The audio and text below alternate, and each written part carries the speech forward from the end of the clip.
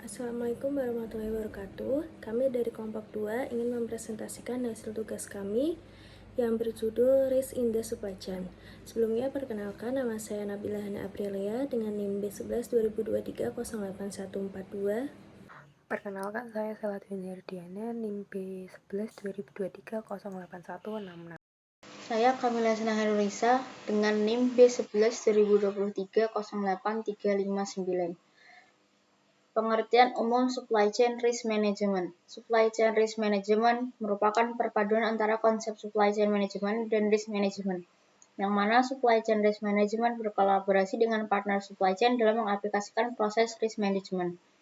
Supply Chain Risk Management adalah proses sistematis untuk mengidentifikasi, menilai, dan mengurangi kerentanan atau resiko potensial di seluruh rantai pasokan, dari pengadaan bahan baku hingga pengiriman produk akhir, guna memastikan kelancaran operasional, meminimalkan gangguan, melindungi reputasi, dan menjaga kinerja keuangan perusahaan.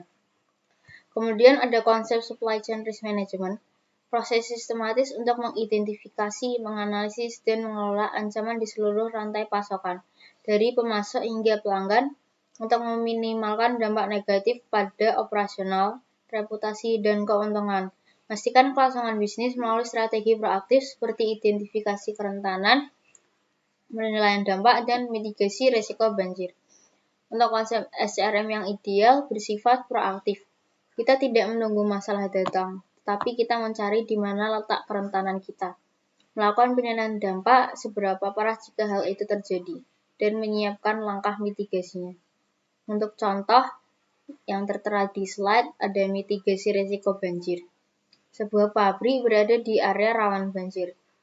Konsep SCRM menuntut kita untuk memiliki rencana cadangan, seperti memindahkan gudang ke tempat yang lebih tinggi atau memiliki pemasok cadangan di wilayah geografis yang berbeda agar kelangsungan bisnis tetap terjaga meskipun bencana alam terjadi.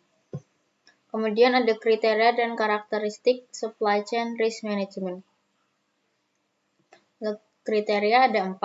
Yang pertama, resiko operasional. Gangguan pada proses harian, misalnya kerusakan mesin atau kegagalan teknis. Yang kedua ada risiko finansial, masalah kesehatan keuangan pemasok atau fluktuasi harga bahan baku atau mata uang. Berikutnya yang ketiga ada risiko geopolitik, seperti perubahan regulasi, kebijakan perdagangan, atau ketidakstabilan politik wilayah. Yang terakhir ada risiko lingkungan dan sosial atau ESG. Dampak bencana alam, isu etika kerja, dan kepatuhan terhadap standar lingkungan. Kemudian ada karakteristik.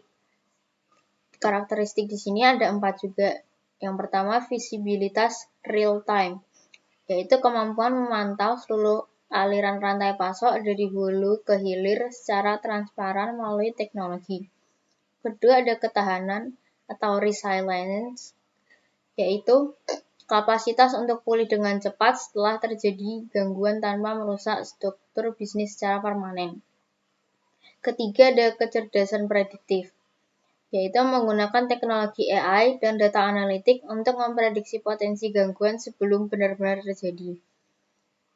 Yang terakhir adalah kolaboratif dan terintegrasi. Resiko tidak dikelola sendirian, melainkan melibatkan komunikasi aktif dengan mitra, pemasok, dan logistik. Kemudian ada implikasi atau dampak supply chain risk management. Di sini ada 3. Yang pertama operasional. Yang pertama peningkatan ketahanan atau resilience. Perusahaan mampu pulih lebih cepat dari gangguan, seperti keterlambatan logistik atau kegagalan pemasok, karena adanya rencana kontingensi yang matang. Berikutnya efisiensi arus barang. SCRM memastikan aliran material tetap lancar, mengurangi resiko penumpukan stok atau kekurangan barang. Yang terakhir ada manajemen mutu, meminimalkan resiko produk cacat atau penarikan barang melalui pengawasan ketat terhadap standar kualitas pemasok. Kemudian yang kedua ada keuangan dan biaya. Di sini ada efisiensi biaya mitigasi. Perusahaan proaktif menghabiskan biaya 50% lebih sedikit untuk menangani gangguan dibandingkan perusahaan reaktif yang menunggu masalah terjadi. Kemudian perlindungan pendapatan, menghindari kehilangan penjualan akibat terhentinya produksi atau kegagalan pengiriman ke tangan konsumen. Terakhir, stabilitas margin, melindungi profitabilitas dari fluktuasi harga komoditas dan biaya pengiriman yang tidak terduga melalui strategi hedging atau diversifikasi. Terakhir, strategis dan reputasi. Yang pertama ada keunggulan kompetitif. Perusahaan yang memiliki SRM yang kuat dipandang lebih andal oleh pasar dan dapat mengambil pangsa pasar saat pesaing mengalami gangguan. Kemudian ada perlindungan merek atau brand reputation, menghindari skandal etika seperti pelanggaran tenaga kerja oleh pemasok yang dapat merusak citra perusahaan di mata publik. Terakhir ada kepatuhan dan regulasi.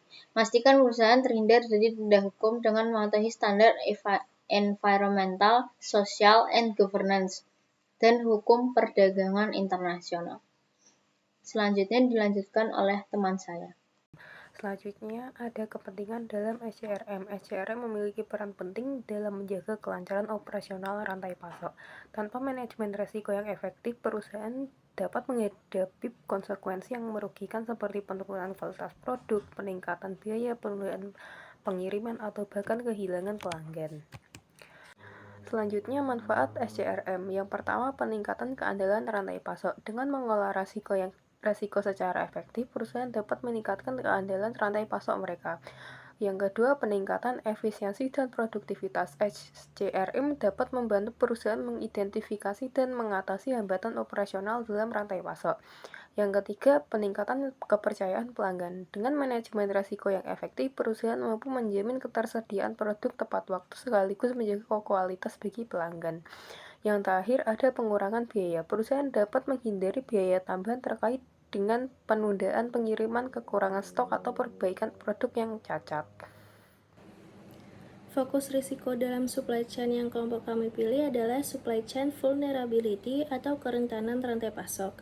Supply chain vulnerability merupakan tingkat kerentanan suatu rantai pasok terhadap gangguan baik yang berasal dari faktor internal maupun faktor eksternal. Gangguan ini dapat menyebabkan terganggunya aliran barang, informasi, dan keuangan, sehingga berdampak langsung pada kinerja perusahaan. Penyebab kerentanan rantai pasok yang pertama, kurangnya visibilitas, yaitu perusahaan yang tidak memiliki informasi yang cukup terkait kondisi stok, pemasok, maupun distribusi. Kedua, proses internal yang tidak efektif seperti perencanaan produksi dan pengendalian persediaan yang lemah. Ketiga, ketergantungan pada satu atau sedikit pemasok yang membuat perusahaan rentan jika pemasok tersebut mengalami gangguan. Keempat, faktor teknologi dan keamanan siber yang tidak terintegrasi atau rentan terhadap serangan. Yang terakhir, faktor eksternal, misalnya adanya bencana alam, perubahan regulasi, serta masalah transport. Dampak atau risiko dari supply chain vulnerability. Jika kerentanan ini tidak dikelola dengan baik, perusahaan dapat mengalami gangguan produksi, keterlambatan pengiriman kepada pelanggan, peningkatan biaya operasional, serta penurunan kualitas layanan pelanggan. Terakhir, mitigasi atau upaya penanganan. Beberapa strategi yang dapat dilakukan antara lain melakukan diversifikasi pemasok agar tidak bergantung pada satu sumber, meningkatkan fleksibilitas proses produksi, mengintegrasikan sistem informasi agar data lebih akurat dan real-time, serta menerapkan SOP yang jelas dan didukung dengan pelatihan bagi karyawan.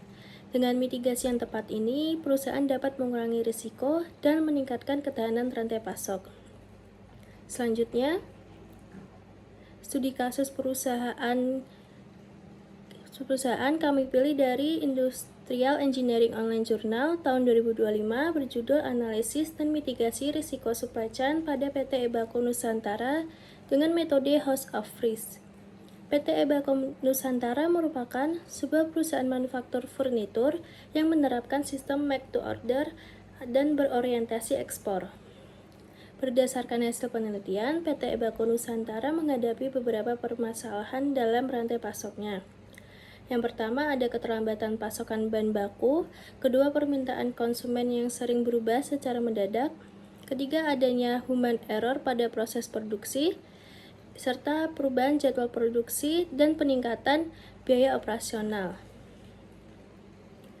Nah, untuk mengidentifikasi dan mengelola risiko tersebut, perusahaan menggunakan metode House of Risk, yaitu metode yang menggabungkan konsep failure mode dan end effect analysis dan House of Quality untuk mengidentifikasi penyebab risiko dan menentukan proses mitigasinya. Hasil analisis menunjukkan bahwa 3 risiko dengan prioritas tertinggi adalah keterlambatan bahan baku, permintaan pelanggan yang berubah-ubah, dan kesalahan manusia. Untuk upaya mitigasinya, perusahaan menerapkan monitoring terhadap supplier bahan baku, menyusun dan menerapkan SOP yang jelas kepada customer sejak awal pemesanan hingga pengiriman produk, serta meningkatkan pengawasan terhadap pekerja selama proses produksi berlangsung. Dari kasus ini dapat disimpulkan bahwa penerapan manajemen risiko rantai pasok secara sistematis melalui metode House of Risk mampu mengurangi gangguan operasional dan meningkatkan ketahanan atau resiliensi rantai pasok perusahaan. Sekian presentasi dari kelompok kami. Wassalamualaikum warahmatullahi wabarakatuh.